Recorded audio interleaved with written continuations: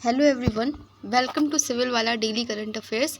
आज है 17 अगस्त और डिस्कशन स्टार्ट करने से पहले जो वेस्ट बंगाल में जो घटना हुई है जो कि बहुत ज़्यादा दुर्भाग्यपूर्ण है और ऐसे इंसिडेंट्स अभी भी हो रहे हैं, इतने कठोर कानून के बाद भी हो रहे हैं क्योंकि चीज़ें जो हैं, जो कानून है वो सिर्फ हमारे किताबों में है, इम्प्लीमेंट सही से हो नहीं पाते हैं। लोगों के मन में किसी भी प्रकार का घटिया काम करने से पहले उनके मन में कोई खौफ ही नहीं है। एक मेडिकल स्टूडेंट जो हॉस्पिटल के प्रेमाइसिस में उसके साथ में ये होता है, आप खुद सोच के देखिए कि डॉक्टर बनना अपने आप में कितनी कठिन प्रक्रिया है। आप नीट जैसा कठिन एग्ज़ाम निकालते हैं, उसके बाद 4.5 साल का लगभग MBBS होता है, देन उन्होंने PG निकाला, वहाँ पे उनका सेकंड ईयर था। कितनी ज़्यादा मेहनत, साथ ही 36 घंटे की ड्यूटी है। आप सोच के देखिए कि कोई पर्सन किस तरीके से चीज़ें हैंडल करता होगा, और वो भी किसके लिए कि हम लोग जो है, हमारी जो लोगों के वेलफेयर के लिए, लोगों की तबीयत सही करने के लिए, लोग जो बीमारी से ग्रस्त हैं उनको ठीक करने के लिए एक देश की बेटी लगातार जो है काम करती है। थोड़ी देर के लिए आती है कि उसे आराम मिल जाए और उसके साथ में ऐसा होता है। तो क्या ये जो करते हैं, क्या वो किसी के भाई, किसी के हस्बैंड, किसी के बेटे नहीं होते हैं? डेफिनेटली होते हैं, पर इतनी ज़्यादा क्रूरता, इतना ज़्यादा वहशीपन कैसे आ जाता है? ये किस तरीके की मानसिकता है जो उन्हें इस तरीके का कृत्य करने पे मजबूर करती है? 1 मिनट भी नहीं लगता है उनको सोच करके कि वो क्या कर रहे हैं। किस तरीके की हालत उनकी कर दी गई, चश्मा फोड़ दिया गया, आँखों से ब्लड बह रहा है, पैर 90 एंगल पे कर दिए गए, सर बार बार मारा गया। सोचिए जब हम सब आराम से सो रहे थे 2-3 बजे, उसके साथ में ये घटना हुई है। मैं बस ये चाहती हूँ कि ज़्यादा से ज़्यादा जितने भी जो पुरुष जो लोग ये वीडियो सुन रहे हैं, जो सुनते हैं, आप अपनी सोच को प्लीज़ इस लेवल का मत लेके आइए कि आगे जा आपको राक्षस जैसे संबोधनों का सामना करना पड़े, क्योंकि फीमेल में बहुत पावर होती है।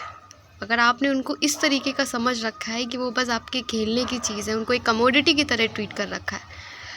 सबसे ज़्यादा ज़रूरत है इस समय लड़कों को शिक्षित करने की, शुरुआत से ही, ताकि वो आगे चल कर के इस तरीके का सोचे भी ना, क्योंकि जब वो सोच आ गई ना आपके मन में, गलत तो आपने तभी कर दिया। अब शुरू करते हैं डिस्कशन। आपकी क्या राय है इस बारे में, आप इसे ज़रूर लिखिएगा, क्योंकि जब एक आप आदमी जब तक नहीं इन सब चीज़ों को लेकर के सेंसिटिव होंगे, सोचेंगे नहीं, तब तक हम कितना भी कुछ कर लें, कुछ होगा भी नहीं। शुरू करते हैं डिस्कशन। सबसे पहले कल का क्वेश्चन देखते हैं। DRDO ने लंबी दूरी ग्लाइडेड बम का सफलतापूर्वक प्रशिक्षण किया है, इसका क्या नाम है? और इसका आंसर है गौरव। आज का पहला क्वेश्चन है, जियो पारसी योजना का मुख्य उद्देश्य क्या है जो हाल ही में समाचारों में देखा गया था? What is the primary objective of the Jio Parsi scheme recently seen in news? तो पारसी कम्युनिटी वैसे भी जो है माइनॉरिटी में हो, तो उनकी जनसंख्या को बढ़ाने के लिए ये था। जियो पारसी योजना 2013-14 में अल्पसंख्यक मामलों के मंत्रालय द्वारा शुरू किया गया था। इसका उद्देश्य था भारत में गिरती हुई जनसंख्या को उलटना था। इसमें क्या क्या चीज़ें शामिल थी? इसमें चिकित्सीय सहायता थी, समुदाय का स्वास्थ्य, वकालत। इस योजना के तहत पारसी दंपतियों की चिकित्सा, उपचार, बाल देखभाल, वृद्ध समर्थन के लिए वित्तीय सहायता देना है। नेक्स्ट क्वेश्चन है हमारा, डिस्बायोसिस क्या है जो हाल ही में समाचारों में देखा गया था? What is dysbiosis recently seen in news? तो इसका सही आंसर है एक माइक्रोबायोम के भीतर असंतुलन, इम्बैलेंस बिटवीन अ माइक्रोबायोम। तो एंटीबायोटिक्स विशेष रूप से व्यापक स्पेक्ट्रम वाले आंत के बैक्टीरिया को प्रभावित कर सकते हैं, जिसे डिस्बायोसिस कहा जाता है। डिस्बायोसिस इस माइक्रोबायोम में असंतुलन है, गड़बड़ी है उसमें, जो हमारे शरीर में सूक्ष्म जीव जो होते हैं उनका एक समुदाय है। संतुलित माइक्रोबायोम में विविध सूक्ष्म जीव होते हैं जिनमें से कोई भी हावी नहीं होता। जब ये संतुलन खो जाता है तब इसको डिस्बायोसिस कहते हैं। तो इस तरीके को क्वेश्चन आपसे डेफिनेटली जो है UPSC में आपको देखने को मिल सकता है। UPPCS में भी आपसे पूछ सकते हैं, क्योंकि पैटर्न जो है वो लगातार चेंज हो रहा है।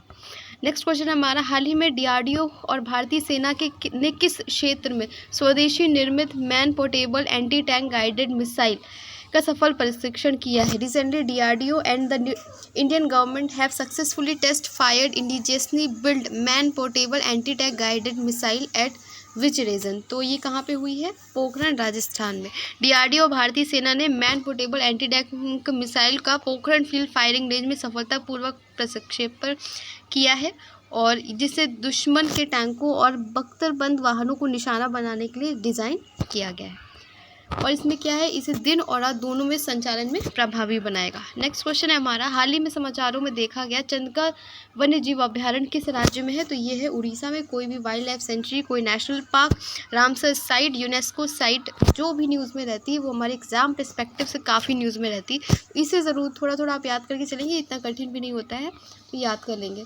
स्वतंत्रता दिवस पर सांभर और भौंकने वाले हिरणों को चंदिका देवी वन्य जीव अभ्यारण्य उड़ीसा में छोड़ा गया। ये खोरदा जिला उड़ीसा में स्थित है और ये पूर्वी घाट की उत्तरी सीमाओं को चिन्हित करता है।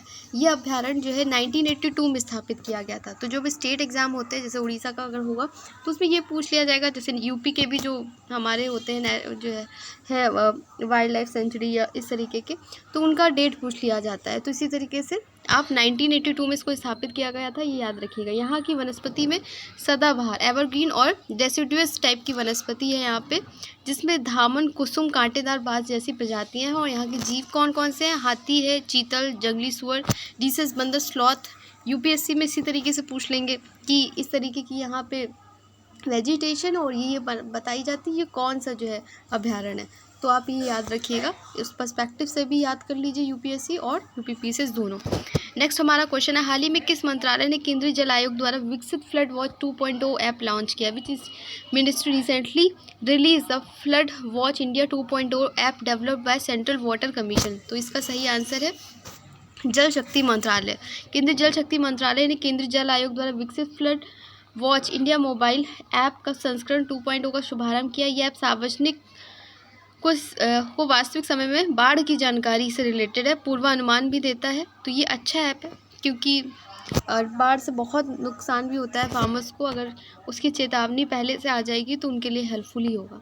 नेक्स्ट क्वेश्चन है हमारा, 78वें स्वतंत्रता दिवस की क्या थीम थी? तो ये पूछा जा सकता है अभी एग्जाम में, आपके जो भी होने वाले हैं पीसीएस का है, आरओ का है।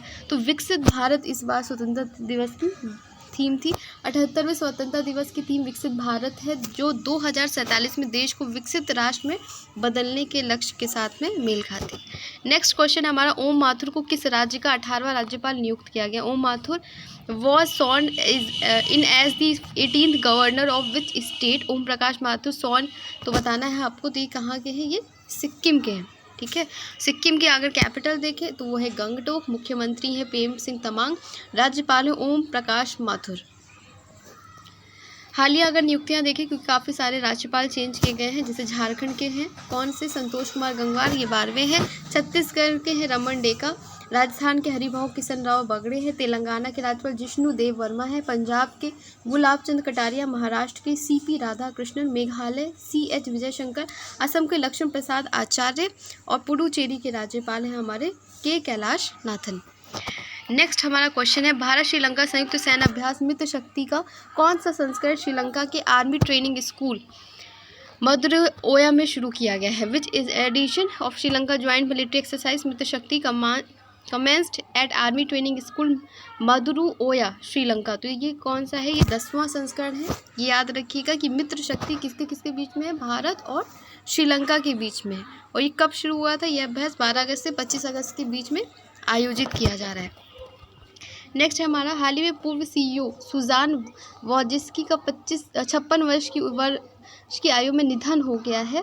किससे रिलेटेड है? तो वो YouTube के CEO रहे हैं पहले, ठीक है, पूर्व CEO है YouTube के। तो इस तरीके के भी निधन वाले क्वेश्चन भी पूछे जाते हैं। RARO के पेपर आपने दिया होगा, देखा होगा, उसमें तो क्रम से लगाने के लिए दे दिया गया था कौन किस मंथ में किसकी डेथ हुई है।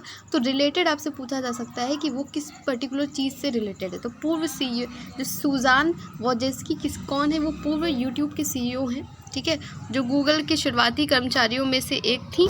फीमेल है जो 55 वर्ष की आयु में उनका निधन हो गया। उन्होंने 9 वर्षों तक यूट्यूब के CEO के रूप में सेवाएं दी थी। नेक्स्ट हमारा क्वेश्चन है और आज का लास्ट क्वेश्चन भी है। 2024 Barclays private clients Hurun India most valuable family business list report के अनुसार अंबानी, बजाज और बिरला की संपत्ति किस देश की सकल घरेलू उत्पाद के बराबर है? According to 2004 Barclays Private Clients Huron India Most Valuable Family Business List report, the wealth of Ambani, Bajaj and Birla is equivalent to the gross domestic product of which country? तो इंडिया की GDP का 10% तो इनकी wealth है। सोचिए इतनी ज़्यादा wealth तो कुछ चुनिंदा ही लोगों के पास है, बाकी लोग पॉवर्टी से में है। Barclays private clients Hurun India valuable family business list 2024 के अनुसार अंबानी परिवार की संयुक्त संपत्ति का मूल्यांकन 25.75 ट्रिलियन रुपए था, जो भारतीय सकल घरेलू उत्पाद का लगभग 10% था। हाल ही में समाचारों में देखा गया, ये टेस्ट क्वेश्चन है हमारा। हाल ही में समाचारों में देखा गया चंद्रिका वन्य जीव अभ्यारण्य किस राज्य में स्थित है? इसका आंसर आपको कमेंट सेक्शन में करना है। साथ ही मैं चाहती हूँ कि जो भी मेल लोग जो है इसको देख रहे हैं, इस वीडियो को देख रहे हैं, वो ज़रूर कमेंट में बताएं कि क्या सल्यूशन हो सकता है कि ऐसे केसेस आगे जा कर के ना हो। आप ज़्यादा से ज़्यादा कमेंट सेक्शन में लिखिएगा। साथ ही आप बताइएगा कि अभी जो है यूपी के जो गवर्नर हैं वो कौन है, और गवर्नर से रिलेटेड जो प्रोविज़न हमारे कॉन्स्टिट्यूशन में दिए हैं उनका भी आपको आंसर लिखना है। तो ये था डिस्कशन आज का। कल मिलते हैं एक नए डिस्कशन के साथ में। धन्यवाद।